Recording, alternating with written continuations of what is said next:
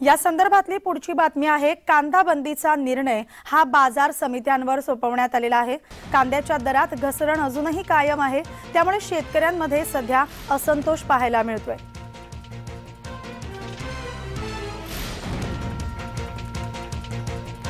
याचा आढावा घेतलाय आमचे प्रतिनिधी किरण गोटोर यांनी। पाहूया। दिवसांपूर्वी केंद्राकडून कांद्यावर निर्यात बंदी आणल्यानंतर नाशिक जिल्ह्यात कांद्याचे दर हे घसरत आहेत।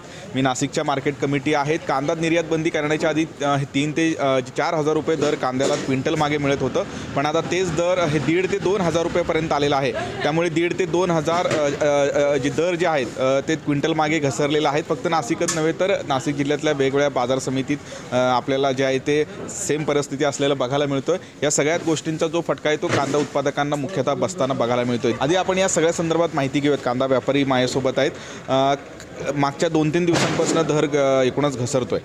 पूर्ण देशभरामध्ये आवक वाढते। आज तुम्हाला मी गुजरातचं पण उदाहरण दिलं, तर इतर राज्याचं पण उदाहरण दिलं आहे। आज तिथं सुद्धा या अशी हालत आहे। दिल्ली जी गिऱ्हाईक आमची होती, आज तिथं सुद्धा मोठ्या प्रमाणात आवक झाल्यामुळे तिथे सुद्धा बाजार समित्या मार्केट बंद झाले। तिथं पण रस्ता रोको असे आंदोलनं झाले।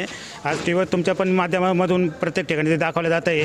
आज नाशिक जिल्ह्यामध्ये काल बघितलं असाल तुम्ही, मनमाड येवला बिवला त्या भागामध्ये आंदोलनं झाली। याचं मुख्य कारण असं की बाजारात गिऱ्हाईक नाही आहे आणि मोठ्या प्रमाणात आवक होती। आणि जो आज निर्यात बंदीचा निर्णय घेतला का बाजारामध्ये आवक नाही म्हणून तो निर्णय घेण्यात आला होता। परंतु आज जर निर्णय घेतल्यानंतर 4 दिवसात तुम्ही परिस्थिती बघताय, आज प्रत्येक बाजार समिती मोठ्या प्रमाणात आवक होते। खरं तर नाफेड बाजार समितीमध्ये खरेदी केलं पाहिजे। नाफेडनी कांदा खरेदी बाजार समितीमध्ये केली पाहिजे, परंतु ती जे नाफेड जी खरेदी करते ती खळ्यावर करते।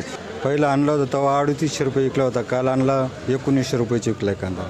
कमीत कमी सरासरी 30-35 रुपये कांदा विकला तर शेतकरी खुश राहतो। असं काय मागणी सरकारकडे? सरकारकडे मागणी 30-35 रुपये हमी भाव द्यावा अशी मागणी आहे। असं किरण गोटू, जय महाराष्ट्र न्यूज, नाशिक।